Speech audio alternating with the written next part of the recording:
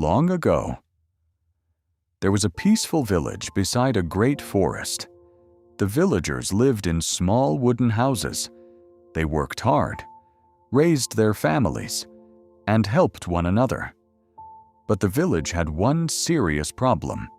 The only road leading outside was old and dangerous.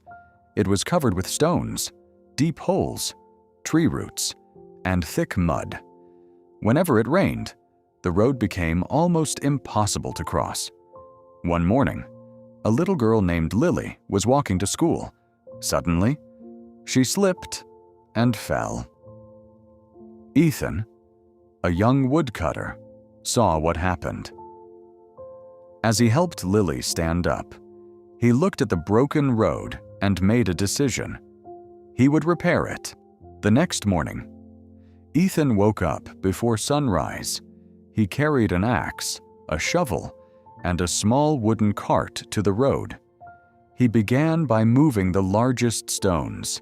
Then he cut away the thick roots, cleared the fallen branches, and filled the deepest holes with earth. Ethan worked for many hours. His hands became sore. Sweat ran down his face, but he continued. When the sun finally began to set, Ethan stepped back to look at his work. He had worked all day, but he had repaired only a very small part of the road. The path continued far into the forest. For the first time, Ethan wondered if the task was too big for him, day after day. Ethan returned to the road. He worked under the hot sun. He worked when his arms were tired, and he worked even when no one came to help him. But the road was very long. After several days, his progress still looked small. Some villagers began to doubt him. Marcus, a strong and impatient man, watched Ethan from the side of the road. "You have worked for many days," Marcus said, "but the road is still broken. You are only one man. You will never finish it." The other villagers quietly agreed. Ethan looked at his tired hands, and then at the endless road. That evening, he left his tools outside his house. He was ready to give up. The next morning, Mr. Oliver came to visit Ethan. He was the oldest teacher in the village. He had kind eyes, a white beard, and many years of wisdom. Mr. Oliver did not tell Ethan to work harder. Instead, he took him into the forest. They stopped beside a huge old tree. Its branches reached high into the sky, and its roots were deep and strong. Mr. Oliver pointed to the tree and said, "This great tree was once only a tiny seed. It did not become strong in one day." Then he pointed toward the long road. "Do not think about finishing the whole road today. Move one stone, clear one small area, take one step, and tomorrow, take another." Ethan finally understood. A great task becomes possible when it is divided into small steps. The following morning, Ethan returned to the road, but this time, he did not look at the entire path. He chose one small section. First, he moved 10 stones. Then he cleared a few branches. After that, he filled one muddy hole. When that small section was finished, Ethan stopped for the day. The next morning, he completed another small section, and the next day, he did the same again. Lily often walked past him on her way to school. She brought him water, smiled, and said, "The road is better than yesterday." At first, the changes were difficult to see, but after 1 week, the road was safer. After 1 month, the progress was clear. Ethan had discovered the power of small daily actions. Then, one night, dark clouds covered the village. A powerful storm began. The wind shook the trees. Heavy rain fell for many hours. Water rushed down from the hills. The next morning, Ethan ran to the road. His heart sank. Mud covered the ground again.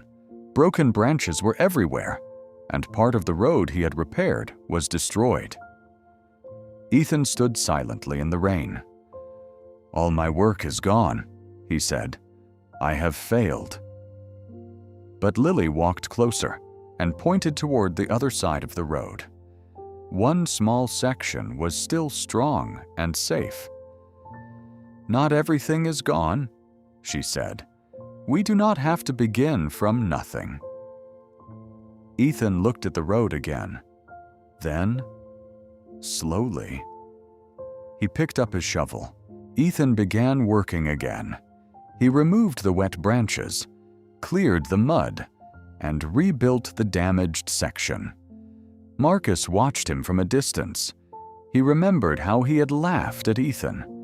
But now, he saw something different. The storm had damaged the road, but it had not defeated Ethan. Marcus walked home, picked up his shovel, and returned. Without saying much, he began working beside Ethan. The next day, 2 more villagers came. Then 5 more joined them. Some carried stones. Some cleared branches. Others built small channels, so rainwater could flow away from the road. Even the children helped by collecting small sticks. Ethan had not repaired the road alone, but his small steps had shown everyone where to begin. Several months later, the road was finally complete.